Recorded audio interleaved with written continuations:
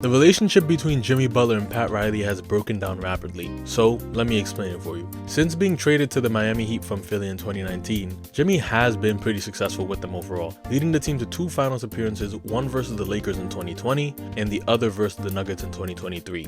Even outside of these finals appearances, he's been to the playoffs every year, usually resulting in key series versus the Boston Celtics. During these series, he's genuinely been the best player on his Miami Heat team, evidenced by leading the team in win shares, as you can tell by the giant arrow that I placed, and his accolades over the last few years. Right before the 2024 playoffs though, Jimmy got injured, resulting on him missing out and his team getting booted by the same Celtics in the first round. Of course, after beating the Celtics twice in the playoffs in the last 5 years, Jimmy felt confident that his team would have beat them again had he been playing. Fair. If I was playing, Boston would be at home, New York damn sure would be at home. Personally, I see nothing wrong with this mentality, especially knowing his history as a competitor. But Pat Riley, on the other hand, did not like Jimmy's statement. He had this to say. You know, if you're not on the court playing against Boston or on the court playing against the New York Knicks, you should keep your mouth shut.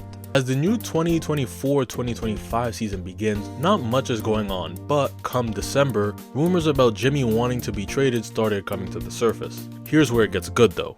On December 10th, Shams reports that Jimmy wants to get traded. Jimmy's agent reports back saying that Shams is lying and spreading false rumors. So many people believe the agent over Shams that even the community, in January 2025 when I'm making this video, still says that Shams is wrong.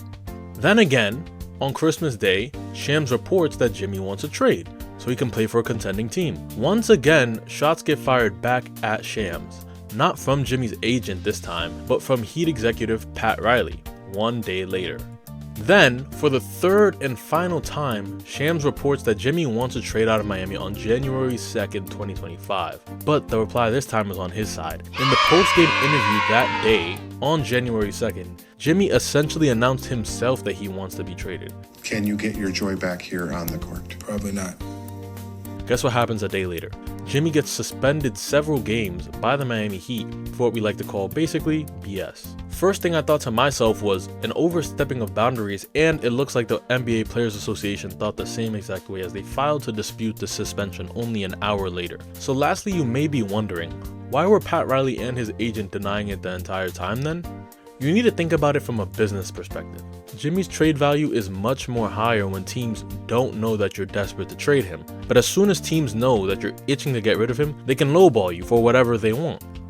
Anyways, this is Gade Films. Like, share, subscribe, and stay fantastic.